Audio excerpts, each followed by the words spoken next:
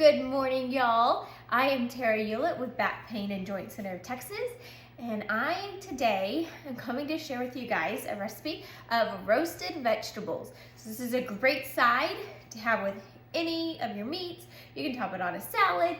It's very simple. We get all those veggies in there, and it's great because it's super quick.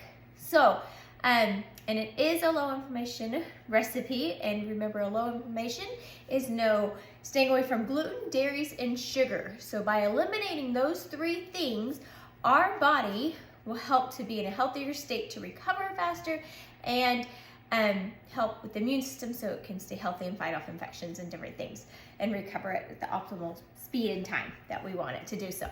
So we're gonna go ahead and get started. We have a sweet potatoes, so we're gonna go ahead and peel our sweet potatoes. And so over the years, we've been doing a low inflammation diet, I can't talk, for over a year, maybe like a year and a half now. And so by doing this, we eliminate, we just kind of like swap out things instead of gluten or sugar or dairy, you swap out other things. So this recipe wouldn't have that as vegetables, but sometimes we would often put like just a baked potato as a roasted vegetable. So instead of swapping out things like that for a healthier, better option, and a sweet potato is one of those things that's a healthier option. As regular potatoes, white potatoes, they cause our insulin to increase. And so when we do that, our blood sugar increases and all those things, and then it's just not in a healthier state. And so sweet potatoes are a better vegetable to go with. So we're gonna just peel our vegetables, our sweet potato, and then we'll just dice it up. Sometimes sweet potatoes are a little bit, take a few more minutes than a regular potato to peel, just because they're not so round, they're kind of like odd shaped. So I cut mine in half, and then I just kind of down the middle about 3 cuts or so, and then I just dice it from there. You just want to kind of keep it bite-sized. So if they start to get too big like this one, I'll just cut that one in half. That way, you know, it kind of fits on a fork. You kind of want to stick with that, so that way when you're eating dinner, you're not having to open and make huge bites. So if any of them get too big, I'll just kind of quickly cut those in half. And then I have a pan right here next to me, and you just toss them in the pan. And what I like about this dish is you could also, if you were going to cook a chicken with it or something, or a fish, you could put that on the same pan and throw it all in the oven together. So I'm just going to take my veggies, toss those in there. I have another sweet potato. So we're going to have this for dinner tonight. So it's great. I'm going to get started now. And so I'll do 2 sweet potatoes for our family. Since it's a side, it's going to be a whole lunch. Sweet potatoes have been definitely a thing that we have enjoyed substituting in our diet every day. And come to like, I gotta say, years ago, they were not my favorite, but it's something like if you slowly, gradually introduce it and, you know, a little here or there, eventually you can get acquired taste to it, and then you'll enjoy it. So don't expect things to like happen overnight. Just slowly switch things out for a better option.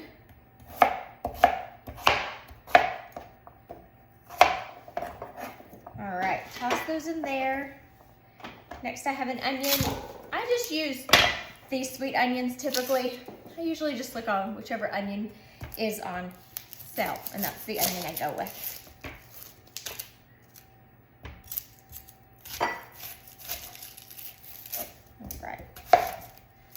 Gonna dice that in half and just peel off that first layer or two.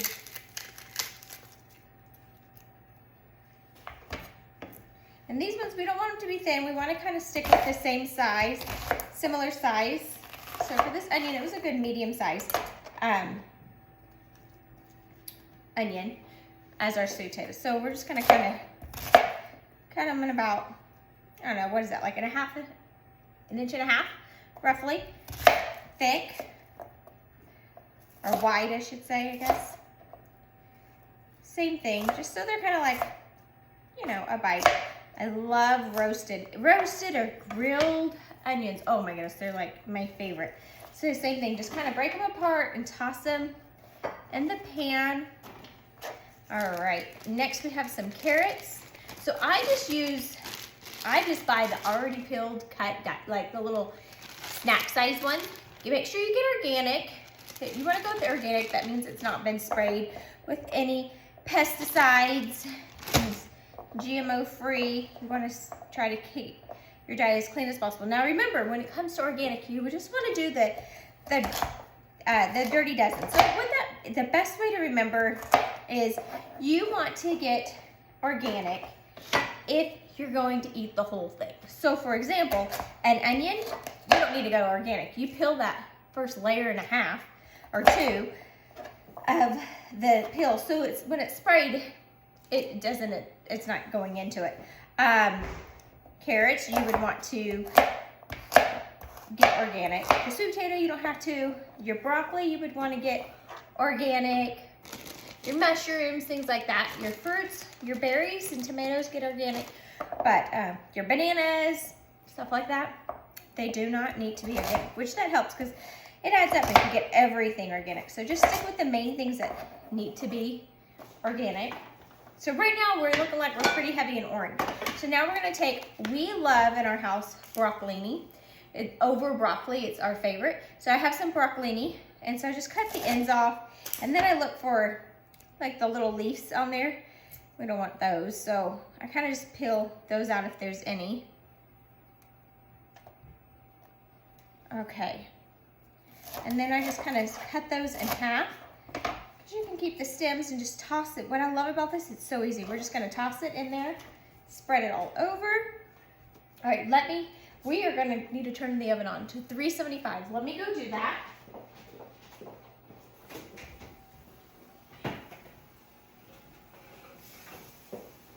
Okay.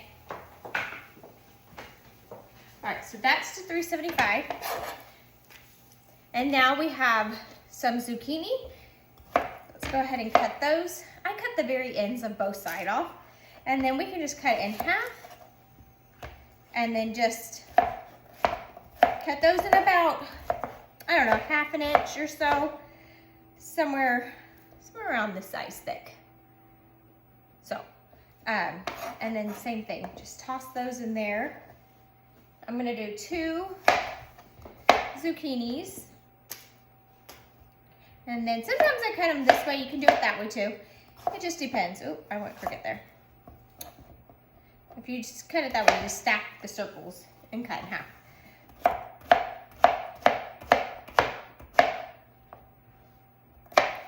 And if I kind of cut them a little thick, like this one's a little too thick, just cut it in half. So that way it fits more in the bite size. All right. And then I have 1 squash. Same thing, cut those ends off, cut it in half, and then you can just cut the 2 halves at the same time down the middle. And then if sometimes the squash gets a little fat in the middle, same thing, cut those in half and add that to our pan. Then let's go ahead and do some mushrooms. So these you're gonna wanna get, I like a baby Bella mushroom and do the organic, same thing. So let me rinse these because when they come, they have dirt. You can see them out. So what the correct way is you get a wet paper towel and wipe them down. I just do a quick rinse.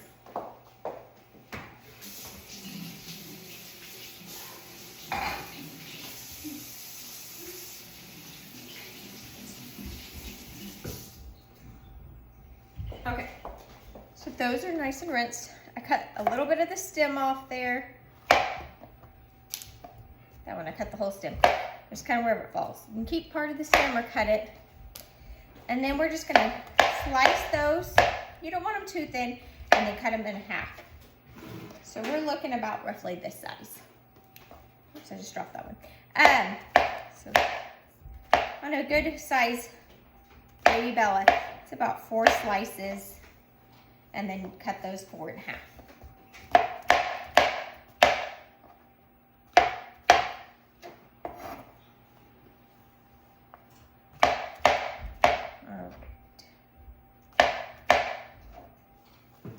Oh my goodness, look, now see how we're getting like a rainbow of colors, and that is exactly what you want. We have some green from our zucchini and our broccolini. We have the yellow from our squash. We have our orange from our sweet potato and our carrots. So the last thing I'm gonna throw in there is some good old garlic. You gotta love, I mean, garlic is just perfect with everything. We love garlic and using it in so many of our dishes, and it's so good for you. If I can peel the skin. So I've talked before that I prefer fresh garlic, you know, off the clove. But if you can buy it already minced in the little jars. It's usually over by the veggies. If that works better time-wise for you, you can totally do that. That is an option. I just prefer fresh. And I kind of more like dice it than mince it. You can also put it in a hand mincer if you want the fresh garlic and mince it that way.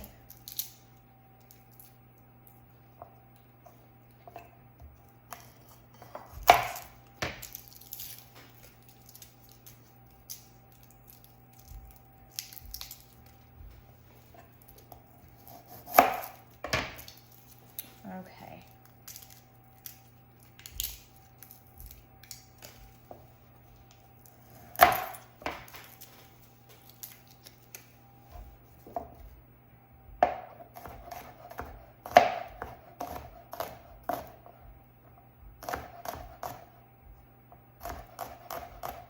Let's get that mushrooms out of the way.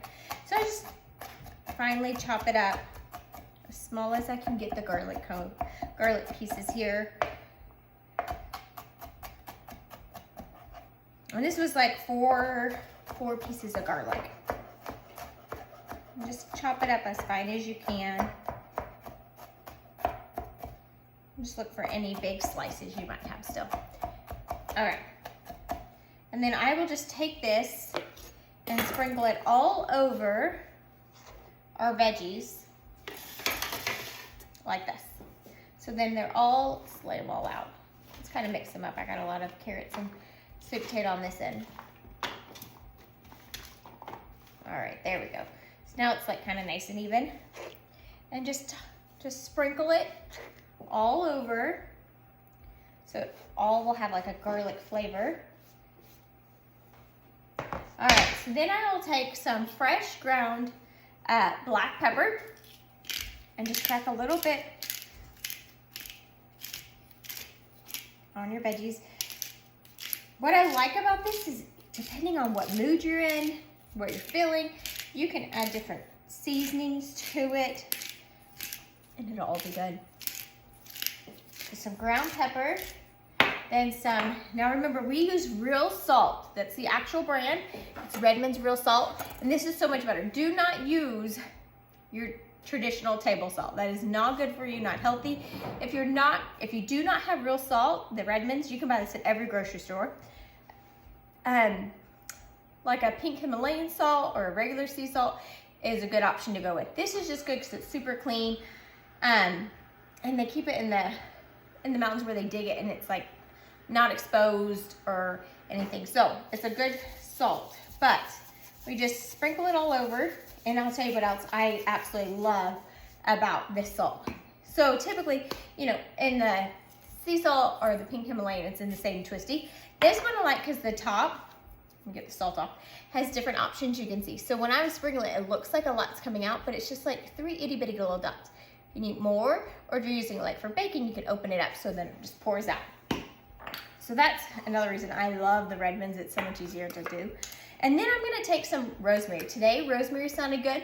I have used oregano and basil and parsley on these.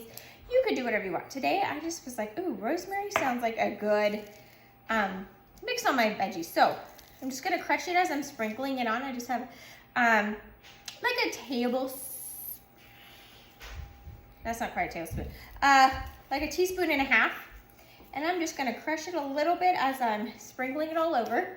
And then we're gonna use avocado oil.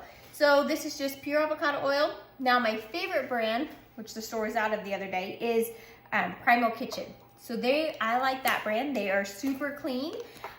brand that you can usually count on all of their products to be good. But an avocado is a clean option. You can use olive oil, but avocado is your best option to go with. Like I said though, if you're starting out, you know, use what you have and then slowly start to work to incorporate. So there we go. We have everything in here. Look how good. It just looks delicious. What is so good about this is tonight we're gonna do like a lemon chicken with it. And so we'll just serve it side of that. But look at all those veggies. Don't those look so good? So I'm gonna pop this in the oven for about, I'm gonna watch it, but roughly 20 minutes, around 350, 375 is a good temperature. Sometimes I do 375 because it cooks a little bit faster. For roughly 20 minutes, you just wanna poke it. So if you can, once you get your fork to go through that sweet potato or a carrot, you know, goes all the way through softly, that is definitely when you know you're done, and you can whip them out and dinner is ready. So you guys have a great week, and I will see you next week when I come to share with you guys another family recipe that we use here at our house with our own children that is low inflammation. You guys have a great week, and I'll see you next week. Bye.